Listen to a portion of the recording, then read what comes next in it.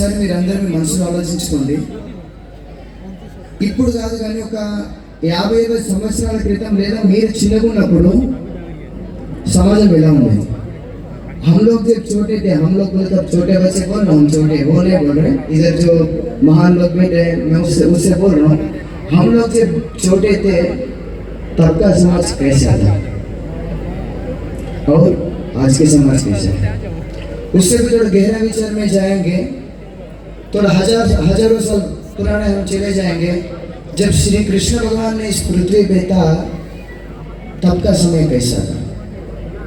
जब मर्यादा पुरुषोत्तम ने इस पृथ्वी पर आया था तब का समय कैसा था। मैं छोटा से कहानी आपको कहना चाहता हूँ। जब श्री रामचंद्र भगवान को दशरथ महाराज ने कहा कि राम अगले दिन आपका पट्टाभिषेक है, आप इस अयोध्या नगरी का राज्य बनना है, तो श्री रामचंद्र भगवान ने उसको स्वीकार की और उसका तैयारियां भी चालू हो गए थे। और दूसरे दिन श्री राम भगवान अयोध्या के, परंतु आप सबको एक कहानी मालूम ही है। मंत्रा ने कैकेयी के पास जाके उसको कहा कि आपका बेटा भरत के अंदर क्या कमी है, भरत क्यों राजा नहीं बन सकता है, और ऐसा बोल के कैकेयी माता को उसको नमस्कार किया था।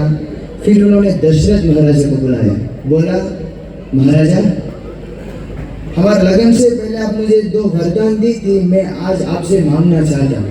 दशरथ महाराज भी बहुत खुश हो गए और बोला कैकेयी तूने पहली बार मुझे से मांगा है, पूछो पूछो मैं क्या करूं। तो कैकेयी ने बोला महाराजा मैं पहला वरदान ये मांगना चाहता हूं कि मेरा बेटा अयोध्या के राज्य के ऊपर, राजा के सिंहासन के ऊपर बिठा के और आप राजा बनाए।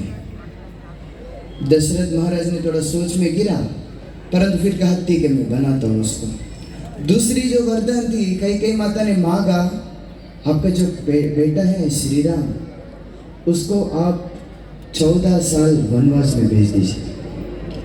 उसमें दशरथ महाराज सहमत नहीं था और बहुत बार कैकेयी माता को भी बोला था, कैकेयी माता मान नहीं रही थी, परंतु कैकेयी माता ने एक बात बोला, दशरथ महाराज आपने मुझे प्रतिज्ञा दी थी आप जो भी 2 बार मांगेंगे उसके वर में पूरा करूंगा, आज मैं 2 बार मांग रहा हूँ, आपको पूरा करना होगा। दशरथ महाराज के पास दूसरा कोई विलंब नहीं था और उन्होंने श्री राम भगवान के पास जाके उसका शीर थोड़ा नीचे रखे भगवान को बोला श्री राम कल आपका पट्टाभिषेक नहीं है, उसके जगह पे मैं भरत को पट्टाभिषेक करना चाहता हूँ। राम भगवान ने वही खुशी में बोला पिताजी जैसे आपकी आज्ञा।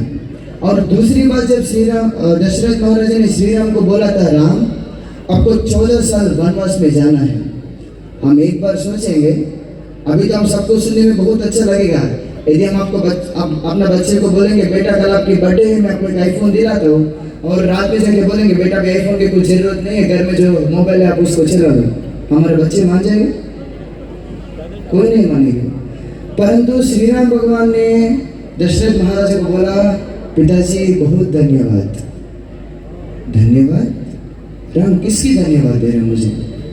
पिताजी आपने मुझे अयोध्या नगरी का राज देने के लिए आप आज मेरे ऊपर इतना कृपा किया और आज मेरे ऊपर इतना दया किया, आज आप मुझे पूरा वन का राज्य दे रहा। और फिर ये खत्म होते हुए जब उसको वनवास में निकलना तो कैकेयी माता के पास गया, माता को पेट छुआ और कहा माता मैं अभी 14 साल वनवास में जा रहा हूँ।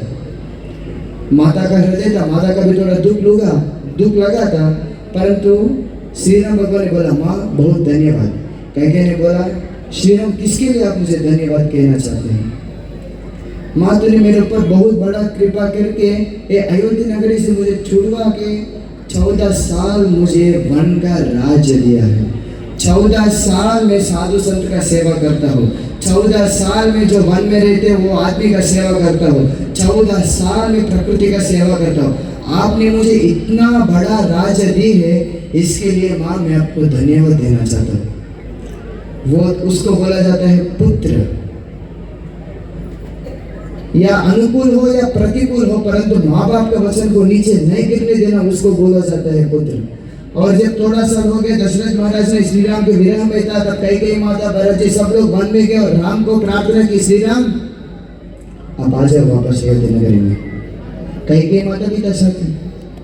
तब श्री राम भगवान ने कहा माँ मैं नहीं आता, अरे राम, मैं तो आपको कहा था कि आप वनवास में जाओ, मैं तो बुला रहा हूं आपको।